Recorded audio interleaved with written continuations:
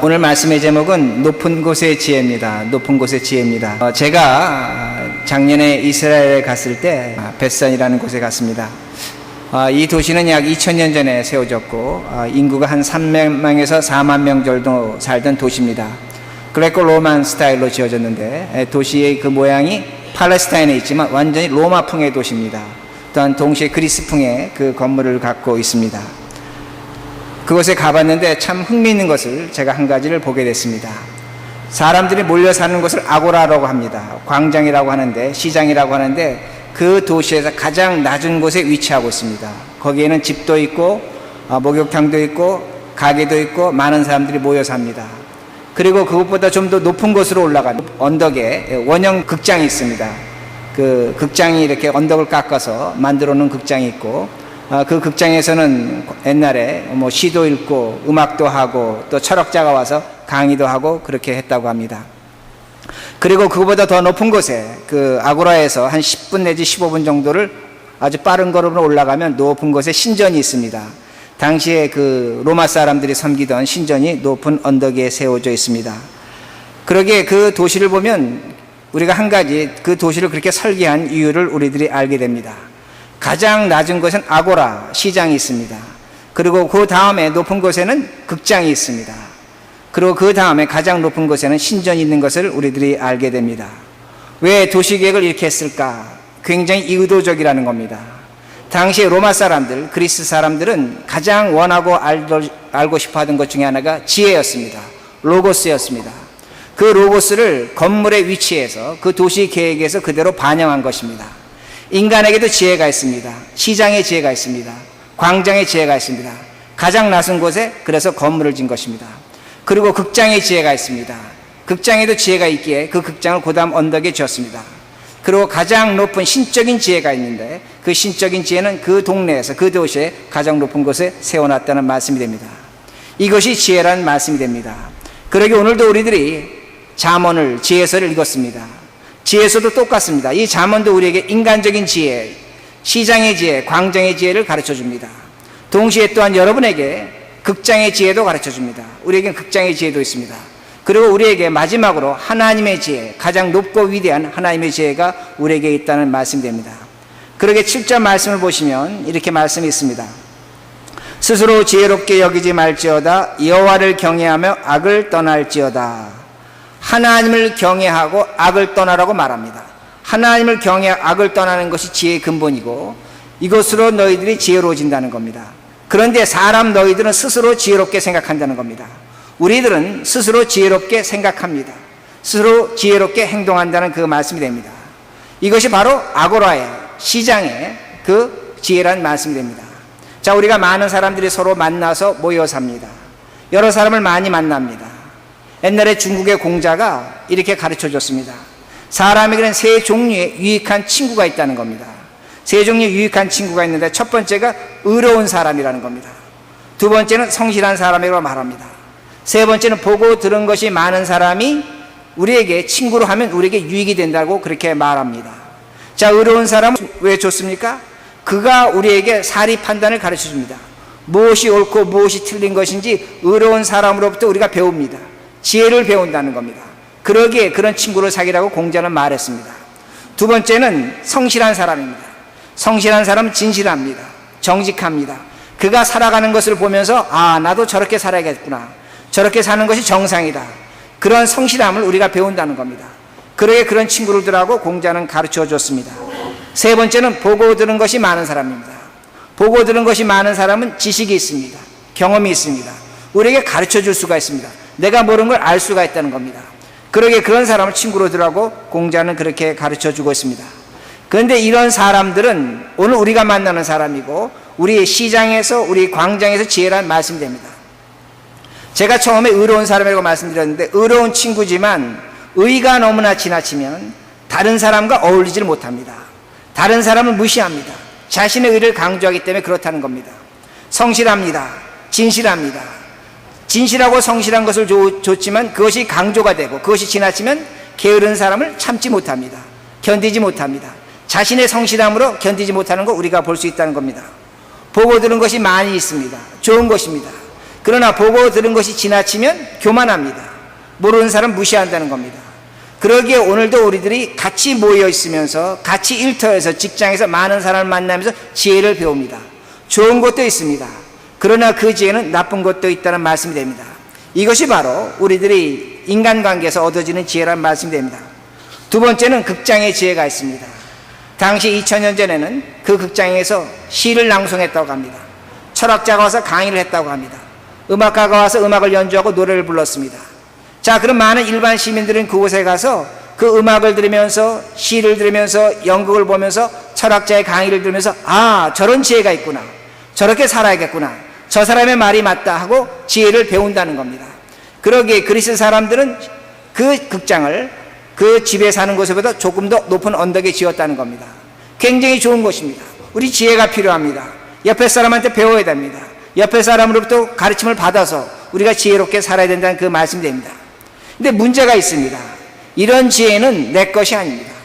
다른 사람이 전해주는 것입니다. 그걸 듣고 아, 좋다 하지만 시간이 지나가면 내가 잊어버립니다. 또 한 가지 더 큰 문제는 뭐냐면 다른 사람이 그 극장에 와서 다른 얘기를 합니다. 더 좋은 음악을 얘기합니다. 철학을 얘기합니다. 시를 낭송해 줍니다. 그러면 과거의 지혜를 잊어버리고 또 그 새로운 것을 찾아간다는 겁니다. 극장의 지혜가 좋은 것 같지만, 배우는 지혜가 좋은 것 같지만 영원하지 않다는 것을 우리에게 가르쳐 주고 있습니다. 제가 이 말씀을 준비하면서 우리 교인들 가운데 극장의 지혜를 갖고 있는 것 같다는 그런 생각을 제가 하게 됐습니다. 우리가 하나님께 예배를 드립니다. 지혜의 말씀을 듣습니다. 선교하고 전도하고 봉사하고 헌신하고 여러 가지 일을 합니다. 그런데 하나님의 말씀을 듣는데 그것이 내 말씀이 아닙니다. 목사의 설교로 듣습니다. 내가 만난 하나님이 아닙니다. 그러다 보니까 영원하지 않습니다. 그러다 보니까 또 새로운 말을 듣기를 원하고 또 새로운 지혜를, 또 하나님의 말씀을 찾아서 이렇게 저렇게 헤매는 것을 우리들이 볼 수가 있습니다. 오늘 이 시대에 많은 신자들도 극장의 지혜를 갖고 있는 것을 우리들이 알 수가 있습니다. 그런데 우리에게 가장 필요한 것은 무엇인가? 그 동리, 그 도시의 가장 높은 곳에 있는 그 신전, 즉 하나님의 지혜가 우리에게 필요하다는 말씀이 됩니다. 그러게 7절 후반절에 여호와를 경외하며 악을 떠날지어다. 여호와를 경외하라는 겁니다. 하나님을 섬기라는 겁니다. 그리고 너가 악한 데서 떠날 때에 하나님의 지혜가, 가장 거룩하고 가장 힘있고 가장 능력 있는 지혜가 우리에게 찾아온다는 겁니다. 오늘 여러분에게 사람의 지혜가 필요합니다. 극장의 지혜가 필요합니다. 그러나 그것보다 더 중요한 것은 무엇이냐면 하나님의 지혜가 오늘 우리에게 가장 필요하다는 것을 우리들이 알 수가 있습니다. 그럼 이 지혜를 누가 가르쳐 주는가? 누가 가르쳐 줘야 되는가? 사람이 가르쳐 줍니다. 그래서 1절 말씀 보시기 바랍니다. 내 아들아, 나의 법을 잊어버리지 말고 내 마음으로 나의 명령을 지키라. 자, 이 잠언 3장은 솔로몬의 잠언입니다. 솔로몬의 잠언인데 솔로몬이 지금 아들에게 잠언을 가르쳐 주고 있는 겁니다. 내 아들아, 이렇게 했습니다. 자, 아버지가 아들에게 아들이라고 하는 건 지극히 당연합니다. 그러나 유대인들이 이 잠언을 읽을 때는 하나님의 말씀을 가르치기에 아들로 보지 않습니다. 즉 어떤 말씀이 되냐면 유대인들은 아버지가 자녀들에게 토라를 가르칠 때는 아버지가 아니라 스승입니다. 아들은 제자가 됩니다. 그러기에 유대인들에게 있어서 하나님의 말씀을 가르쳐주는 것, 어른이 아이에게 가르쳐줄 때 아버지도 아니고 어머니도 아니고 스승이 됩니다. 그리고 자식은 자식이 아니라 제자가 된다는 그 말씀이 됩니다. 그러기에 이 말씀이 중요한 겁니다. 제가 이렇게 하나 예를 들어 말씀을 드리겠습니다. 탈무드에 나와 있는 얘기인데 한 아버지가 그 길을 가다가 물에 빠졌습니다. 근데 그 물에 빠졌는데 동시에 누가 빠졌냐면 그 아들에게 탈무드를 가르쳐주는 랍비도 빠졌습니다. 그러니까 지금 두 사람이 물에 빠진 겁니다. 친아버지가 물에 빠져 있고 또 하나는 자신에게 탈무드를 가르쳐주는 랍비가 빠졌습니다. 한 사람만 구할 수 있습니다. 그럼 탈무드에서 누구를 구하라는가? 우리 동양적인 사고방식으로는 친아버지를 구해야 됩니다. 근데 탈무드는 뭐라고 가르쳐주냐면 아버지를 구하지 말라는 겁니다. 랍비를 구하라는 겁니다. 랍비의 생명을 구하라는 겁니다. 왜? 탈무드를 가르쳐주기 때문에, 하나님 말씀을 가르쳐주기 때문입니다. 자, 왜 그러냐면 아버지는 너에게 이 땅의 생명을 주었지만 랍비는 너에게 하늘의 생명, 영원한 생명을 주기 때문에 너가 구해야 될 사람은 아버지가 아닌 랍비라고 그렇게 가르쳐줍니다. 자, 이 예화가 무엇을 가르쳐주냐면 유대인의 가정에 주는 말입니다. 아버지가 선생이 되어야 된다는 겁니다. 그래야지 완벽한 아버지라는 겁니다. 아버지가 아버지 노릇만 하는 것이 아니라 토라를, 탈무드를, 하나님의 말씀을 가르치는 사람이 될 때 그것이 진정한 아버지라는 그 말씀이 됩니다. 이것으로 유대인들은 유대인다워진다는 그 말씀이 됩니다. 여러분 잘 아시는 것처럼 유대인들이 지금 세계 경제, 철학, 문학, 어느 분야이든지 탁월한 그런 모습을 나타내고 있습니다. 0.2%의 인구가 30%의 노벨상을 차지하고 있습니다. 자, 왜 그럴까? 가정교육입니다. 아버지하고 아들의 가정교육이랍니다. 지혜교육이 있다는 겁니다. 유대인들은 같이 이야기할 때 그 이야기에 해답이 없다고 합니다. 질문만 한다고 합니다. 아들아, 너는 왜 이렇게 생각하느냐? 아버지, 이것이 무엇입니까? 끝없는 질문합니다. 답이 없다고 합니다. 호기심을 가르쳐 준다고 합니다. 그런데 왜 이런 대화법을 갖게 됐는가? 성경이 그것을 가르쳐 주고 있습니다. 여러분 잘 보시면 성경에 이런 얘기가 있습니다. 아브라함의 아내 사라가 벼랑간 죽습니다. 유대인들은 그에 관심을 갖고 있습니다. 왜 사라가 벼랑간 죽었을까? 이유 없이 죽었습니다. 근데 탈무드의 해석을 이렇게 해놨습니다. 어떻게 해석을 했냐면 아브라함이 아들 이삭을 제물로 갖다 바쳤다가 사라 갖고 돌아왔다는 그 얘기를 듣고 사라가 놀라서 죽었다는 겁니다. 우리가 볼 땐 굉장히 우스꽝스러운 얘기입니다. 그러나 유대인들은 궁금한 겁니다. 호기심을 갖는 겁니다. 그러기에 그 호기심으로 그 탈무드를 가르쳐줬고 하나님 말씀을 가르쳐줬다는 겁니다. 유대인들의 가장 중요한 명절이 유월절입니다. 유월절을 지킬 때 지키는 순서가 있습니다. 무조건 지키지 않습니다. 식탁에 가족들이 모두 앉아서 그 집에서 가장 어린 아이가 가장 나이 많은 연장자에게 질문합니다. 유월절이 뭡니까? 질문으로 시작합니다. 아이가 질문하지 않으면 유월절을 지키지 못합니다. 그러니까 그 정도로 대화가 있는 겁니다. 그 정도로 가르쳐 주는 겁니다. 오늘도 마찬가지란 그 말씀이 됩니다. 잠언 13장 1절에 이런 말씀이 있습니다. 지혜로운 아들은 아비의 훈계를 들으나 거만한 자는 꾸지람을 즐겨 듣지 아니하느니라. 지혜로운 아들입니다. 지혜로운 아들을 두기 위해서는 부모가, 아버지가 아들에게 토라를, 하나님의 말씀을 가르쳐 줘야 됩니다. 그래야지만 그가 그 말을 듣는다는 겁니다. 우리 많은 경우에 부모로서의 역할을 만족합니다. 그러나 진정한 지혜를 얻기를 원한다면 부모가 자녀에게 토라를, 하나님의 말씀을 가르쳐 줘야지만 그 부모의 말을 듣는다는 겁니다. 그러므로 가장 중요한 것, 여러분이 오늘 잠언을 통해서 하나님의 지혜를 얻고자 할 때 가장 중요한 것이 무엇이냐면 하나님의 말씀을, 토라를 내가 가르쳐야 합니다. 가르쳐야 합니다. 그래야만 지혜가 생기는 겁니다. 그럼 어떤 분은 이렇게 생각하십니다. 아이고, 내가 무슨 말씀을 가르칩니까? 나는 내 아들 앞에서 성경 가르칠 자격도 없고 그렇게 할 일도 없습니다. 그렇게 해서 애들 듣지 않습니다. 그렇지 않습니다. 정말로 내 자녀가 하나님의 자녀가 되고 그가 내와 부모의 관계로서 유지한다면, 지혜를 얻기로 원한다면 여러분은 오늘부터 여러분의 자녀에게 하나님의 말씀을 가르쳐야 한다는 겁니다. 그하면 결과가 이렇게 나옵니다. 그리하면 그것이 내가 장수하여 많은 해를 누리며 평강을 더하게 하리라. 자, 이 말씀을 보면 많은 해를 누립니다. 장수한다 이렇게 생각합니다. 그런데 히브리 성경이나 영어 성경으로 보면 우리 번역에서 빠진 것이 있습니다. 생명이라는 말씀이 빠졌다는 겁니다.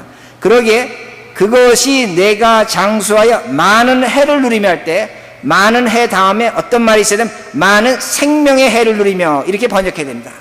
그러니까 장수하지만 우리들이 지혜를 가지면 생명의 해를 누린다는 겁니다. 생명의 해를 누린다는 겁니다. 자, 이것을 이렇게 설명을 드리겠습니다. 사람에게는 두 가지 생명이 있습니다. 첫 번째는 육체적인 생명이 있습니다. 육신의 생명이 있습니다.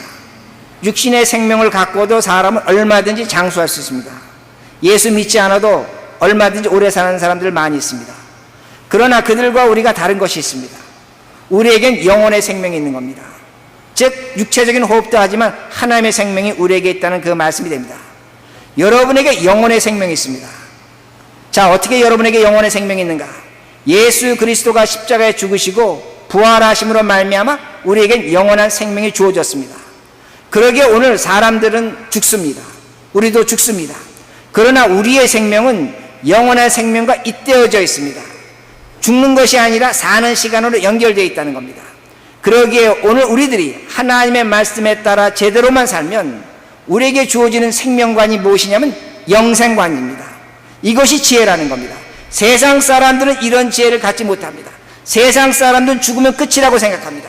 그러나 진정으로 하나님을 믿는 사람에게 있는 지혜는 뭐냐면 나에게 영원한 생명관이 있다는 말씀이 됩니다. 그리스도가 죽음을 이겼기에 우리에게 영생관이 있다는 그 말씀이 됩니다. 제가 어제가 아닙니다. 토요일 날입니다. 한 분을 신방했습니다. 신방을 했는데 그분은 지금 거의 죽음 직전에 계십니다. 2주를 계실지 3주를 살아 계실지 모릅니다. 의식이 없습니다. 그래서 저는 그런 분한테 신방 가면 항상 제가 손가락을 만집니다. 손이 가장 예민하고 감각이 살아있습니다. 그래서 제가 손가락으로 이렇게 긁으면서 그분에게 저 머리 뜰교회 이 목사님입니다. 저 기억하시겠어요? 그러니까 그분이 손가락을 움직이십니다. 그래서 제가 우리 같이 예배 드리시겠습니다. 그렇게 말씀을 드렸습니다. 자, 그분과 함께 예배를 드렸습니다. 예배를 드리고 제가 간곡하게 기도했습니다. 그리고 옆에 분이 저한테 이렇게 질문하셨습니다. 이제 얼마 남지 않은 생명인데 정말로 하나님 앞에 가시겠습니까? 그렇게 저한테 먼저 예배 드리기 전에 질문했습니다. 제가 먼저 그분에게 걱정하지 마십시오 그렇게 했지만 제가 예배를 드리면서 그분에게 이렇게 질문했습니다. 환자에게 질문했습니다. 집사님, 이제 곧 하나님을 만나실 텐데 하나님을 만날 준비가 되셨습니까? 하나님, 우리 주님께서 천국문을 열고 집사님이 기다리십니다. 그것이 믿어지십니까? 하니까 그분이 저한테 손가락을 움직이십니다. 이렇게 저를 만져주십니다. 예배를 다 마쳤습니다. 제가 그분의 평상시 얼굴을 기억합니다. 근데 예배를 마치고 난 다음에 그분의 얼굴이 너무나 환했습니다. 너무나 깨끗했습니다. 너무나 좋았습니다. 그리고 제가 이제 뒤돌아서면서 제가 다음에 오겠습니다 했는데 저는 못 봤는데 이렇게 그 의식이 없는 분인데 오른손을 들더라고 합니다. 자, 무엇을 의미하는가입니다. 사람은 생명관이 있어야 됩니다. 오늘 여러분들이 이 자리에 앉아 계십니다. 뭐 그냥 사는 거지. 그렇지 않습니다. 우리들이 이 생명관이 어디서 나타나냐면 죽음 앞에서 나타납니다. 죽음 앞에서 사람은 진실해집니다. 죽음 앞에서 사람은 착실해집니다. 죽음 앞에서 사람은 모든 걸 용서할 수 있습니다. 죽음 앞에서 모든 것을 바뀔 수가 있습니다. 죽음 앞에서 인간은 새로운 생각을 한다는 겁니다. 어제의 원수가 오늘의 친구가 됩니다. 죽음 앞에서 모든 것이 뒤바뀌어집니다. 내가 그렇게 옳다고 생각했던 것도 죽음을 앞에 두면 틀린 것이 됩니다. 왜 그럴까? 왜 죽음 앞에서 사람들은 그렇게 할까? 다른 것이 아닙니다. 죽음 앞에서 영원한 하나님의 시간이 보이는 겁니다. 이제는 인간이 시간에 끝나고 하나님의 시간이 나에게 앞에 있다는 겁니다. 그 하나님의 시간을 앞에 두고 인간은 겸손해질 수밖에 없습니다. 모든 것을 포기할 수밖에 없다는 겁니다. 영원하신 하나님 앞에 모든 것이 무가치하다는 그 말씀입니다. 그러므로 여러분과 저에게는 하나님의 지혜로 무엇이 있냐면 죽음을 이기는 진정한 평화가 있다는 겁니다. 샬롬이 있다는 겁니다. 그러기에 오늘 우리들이 신앙생활하면서 좀 어렵습니다. 고통스럽습니다. 힘듭니다. 그러나 하나님의 샬롬 평강이 있기에 이겨낸다는 그 말씀입니다. 가난하지만 하나님의 샬롬이 있다면 이 세상 가난 그렇게 창피한 것 아닙니다. 이 세상을 얼마든지 내 것처럼 떵떵거리며 살 수 있다는 겁니다. 병이 들었습니다. 병이 들었지만 하나님의 샬롬이 그 평강이 찾아온다면 그 병든 것으로 그렇게 무서워하지 않습니다. 영원한 생명을 소망하고 있기 때문에 그 말씀이 됩니다. 그러므로 오늘 하나님의 지혜가 무엇인가? 죽음을 이길 뿐만 아니라 그 죽음을 이긴 자에게 하나님의 샬롬, 평강이 우리에게 찾아온다는 그 말씀이 됩니다. 그리고 우리에게 나타나는 것이 하나님의 인격이 나타납니다. 그러게 3절 전반절입니다. 3절 전반절. 인자와 진리가 내게서 떠나지 말고. 인자와 진리입니다. 자, 여기서 인자와 진리는 사람의 품성이 아닙니다. 하나님을 인자하신 하나님, 진리 하나님이라고 이렇게 얘기합니다. 근데 잠언서 기록하는데 솔로몬이 놀라운 말을 하고 있습니다. 너가 이제 하나님의 품성을 가졌다는 겁니다. 너가 이제 인자하다는 겁니다. 너가 이제 자비하다고 그렇게 말하고 있습니다. 제가 이 중에 자비라는 단어만 하나를 이렇게 해석하겠습니다. 자비가 무엇인가 이렇게 말씀을 드리겠습니다. 어떤 황제가 길을 갑니다. 길을 가는데 한 소녀가 그 황제 앞에 나오더니 무릎을 꿇습니다. 무릎 꿇으면서 이렇게 얘기합니다. 황제, 우리 아버지를 용서해 주십시오. 그러니까 황제가 묻습니다. 네 아버지가 뭘 잘못했느냐? 그러니까 그 소녀가 얘기합니다. 우리 아버지는 이런 잘못을 했습니다. 그리고 곧 사형을 당할 겁니다. 그러니까 황제가 들어보더니 너희 아버지는 사형을 당해야 된다는 겁니다. 그 법으로 그렇게 사형을 당할 수밖에 없다는 겁니다. 그러기에 내가 너희 아버지를 용서하지 못해주겠다고 그렇게 말합니다. 근데 그때 그 소녀가 황제에 이렇게 얘기합니다. 뭐라고 얘기했냐면 당신이 갖고 있는 정의로 황제의 정의로는 우리 아버지가 사형을 당해야 됩니다. 그러나 황제가 자비를 베풀어서 우리 아버지를 용서해달라고 그렇게 말합니다. 당신이 정의를 요구한다면 황제의 정의로 우리 아버지는 죽어야 됩니다.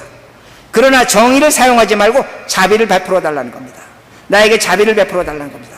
그 말을 듣고 황제가 그 아버지를 풀어주었다고 그렇게 말합니다. 무엇을 의미하는가입니다.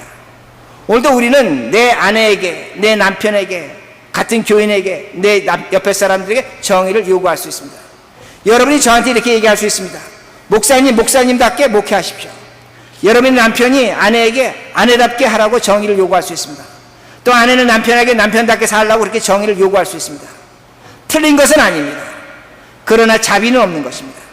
자비가 있다면 그렇게 요구하지 않는다는 겁니다. 틀린 것이지만 받아주는 겁니다. 용서한다는 그 말씀이 됩니다. 그러기에 오늘 우리들이 자비심을 가져야 됩니다. 자비심이라는 건 무엇이냐면 우리에게 인자함이 나타난다는 말씀이 됩니다. 상대방이 틀렸습니다. 그러나 틀린 것을 이제는 내가 맞다고 여겨주는 겁니다. 왜? 하나님이 틀린 나를, 죄인을 맞다고 여겨주셨기 때문입니다. 그러기에 이것이 또 한번 지혜를 가진 사람의 모습이란 그 말씀이 됩니다. 그러기에 5절과 6절입니다. 너는 마음을 다하여 여호와를 신뢰하고 내 명철을 의지하지 말라. 자, 5절에 너의 명철을 의지하지 말고 하나님을 신뢰하라고 그렇게 말씀합니다. 6절에 너는 범사의 그를 인정하라. 그리하면 내 길을 지도하시리라. 자, 이제는 모든 것을 하나님께 맡기라는 겁니다. 모든 걸 하나님께서 인도하시겠다는 겁니다. 너는 신경 쓸 필요 없다는 겁니다. 하나님을 믿고 살라고 그렇게 말씀합니다. 자, 제가 이렇게 설교했을 때 여러분도 그렇게 생각합니다. 저도 그렇게 생각합니다. 아니, 우리가 어떻게 모든 걸 하나님께 맡기고 사는가? 하나님께 모든 걸 맡기면 하나님께서 지도하신다는데 정말로 하나님께서 나를 책임져 주실 것인가? 내가 하는 사업도, 내가 하는 일도, 자녀들도 하나님께서 정말로 맡기면 다 하나님께서 책임져 주시는가? 우리는 그렇게 지문합니다. 근데 제가 이렇게 말씀을 드리겠습니다. 지금 이 잔에 여기 물이 있습니다. 여기 물이 있는데 여러분들이 이 잔에 물이 물리적으로, 화학적으로 이 물이 무엇이라는 건 여러분 너무나 잘 알고 있습니다. 근데 제가 여러분에게 이렇게 질문할 수 있습니다. 이 물이 어떻게 해서 이곳에 왔을까요? 이 물이 어떻게 해서 이 잔에 담겼을까요? 여러분 그걸 아십니까? 모릅니다. 제가 다시 이렇게 여러분에게 질문할 수 있습니다. 우리 같이 이 자리에서 예배를 드리고 있습니다. 여러분 자신을 압니다. 이름도 알고 내가 어떻게 해서 태어났고 누구하고 살고 어떤 인간관계를 갖고 있다는 걸 압니다. 근데 제가 여러분에게 질문합니다. 여러분이 왜 오늘 2012년 7월 1일 날 이 더운 날 이 자리에서 예배 드립니까? 여러분이 왜 그 사람을 만났습니까?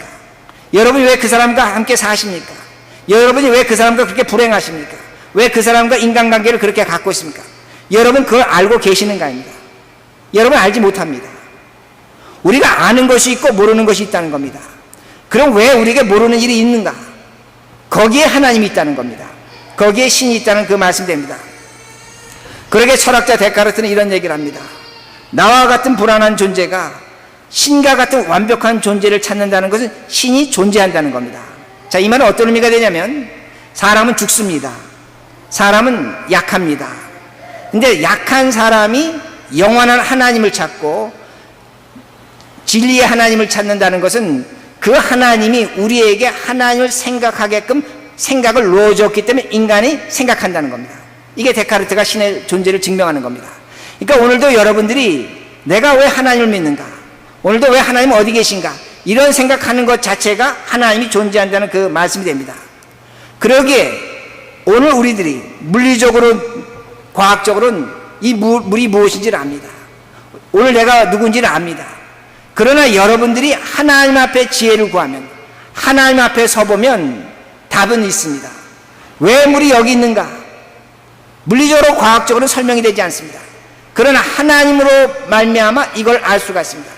내가 왜 그 사람을 만났고, 내가 왜 지금 이 자리에 와 있고, 내가 왜 예배를 드리는가? 하나님의 지혜를 얻으면 안다는 겁니다. 근데 놀라운 건 뭐냐면 이걸 내가 말로 글로 설명을 하지 못합니다. 아는 것 같은데 설명하지 못합니다. 그러게 바울은 에베소 1장에 우리들이 예수 그리스도의 예정과 선택에 따라 자녀가 됐다는 겁니다. 이 말씀은 어떤 의미가 되면 이 모든 것이, 여기 있는 물 한 잔도 마찬가지요, 또한 여러분이 지금 이 자리에서 예배 드리는 것도 마찬가지요, 내가 그 사람을 만난 것도, 내가 그 사람과 살아간 것도, 인간관계도, 내가 하고 있는 사업도, 이 모든 것이 하나님의 예정과 섭리 속에서 이루어진 일이라고 바울은 그렇게 우리에게 얘기하고 있습니다. 즉 하나님의 지혜라는 말씀이 됩니다. 하나님이 지혜롭게 우리를 인도하신다는 겁니다. 하나님의 지혜로 찬양하고 있다는 그 말씀이 됩니다. 그러기에 오늘 여러분의 삶 속에 모든 것은 하나님의 지혜입니다. 불행도 하나님의 지혜입니다. 행복도 하나님의 지혜입니다. 하나님께서 지혜롭게 이끌고 가고 있다는 그 말씀이 됩니다. 그러기에 8절에 이렇게 말씀이 있습니다. 이것이 내 몸의 양약이 되어 내 골수를 윤택하게 하리라. 무슨 말씀이냐면 이제는 이 모든 것이 하나님의 지혜가 됐기에 그걸 믿으라는 겁니다. 받으라는 겁니다. 이것이 내 몸의 골수가 돼서 내 골수를 윤택하게 된다고 그렇게 말씀합니다. 자, 이 8절의 말씀 뭐냐면 골수가 윤택하지 않다는 겁니다. 그런데 네가 이 모든 것을 하나님의 지혜로 하나님의 은혜로 받아들인다면 네 골수가 윤택해진다는 겁니다. 네 골수가 새로워진다고 그렇게 말씀합니다. 즉 뼈에 물기가 생긴다는 겁니다. 자, 우리들이 이런 얘기합니다. 어떤 분들이 이런 얘기합니다. 뼈가 마른다고 얘기합니다. 뼈골이 아프다고 합니다. 뼈를 깎는 아픔이 있다고 얘기합니다. 왜 그런 말 합니까? 내 뜻대로 내 힘대로 되지 않습니다. 그러다 보니까 뼈가 마르는 겁니다. 뼈골이 아프도록 해도 안 되는 것입니다. 오늘 성경 우리에게 말씀합니다. 그렇게 뼈가 마른 너희들이 골수가 윤택해지는 것이 있다는 겁니다. 모든 것을 하나님의 은혜로 받아들이라는 겁니다. 행복도 하나님의 은혜요, 불행도 하나님의 은혜로 받아들이라는 것입니다. 이것이 하나님의 지혜라고 말씀합니다. 이것 때문에 너가 이 자리에 왔고 이것 때문에 너가 산다는 것입니다. 다른 길이 없다는 것입니다. 왜? 하나님을 만난 사람의 고백이라는 그 말씀이 됩니다. 그러게 말씀을 마치겠습니다. 오늘도 우리들은 인간과 인간 사이에서 시장에서 지혜를 얻으려고 합니다. 좋은 것도 있고 나쁜 것도 있습니다. 지혜가 됩니다. 어떤 분들은 극장에 가서 지혜를 얻습니다. 다른 사람으로부터 지혜를 얻습니다. 그러나 오늘 하나님께서 우리에게 주시는 지혜는 무엇이냐면 모든 것이 하나님의 은혜라는 겁니다. 모든 것이 하나님의 지혜라는 것입니다. 그 지혜가 우리에게 나타나고 있는 겁니다. 그러기에 감사하셔야 되고 그러기에 기뻐하셔야 되고 그러기에 하나님을 찬양하셔야 된다는 겁니다. 하나님이 우리의 생명을 영원한 하늘나라로 인도하고 계십니다. 그 지혜가 있기 때문에 오늘 이 자리에 우리들이 있다는 말씀이 됩니다. 그러기에 오늘 말씀을 통해서 하나님의 지혜를 사람에게 찾을 것인가, 극장에서 찾을 것인가, 어디서 찾을 것인가입니다. 오늘 우리의 지혜는 하나님께 있습니다. 오늘 여러분의 삶 자체가 하나님의 지혜요 은혜인 것을 믿으시는 우리 모두가 되기를 간절히 바랍니다.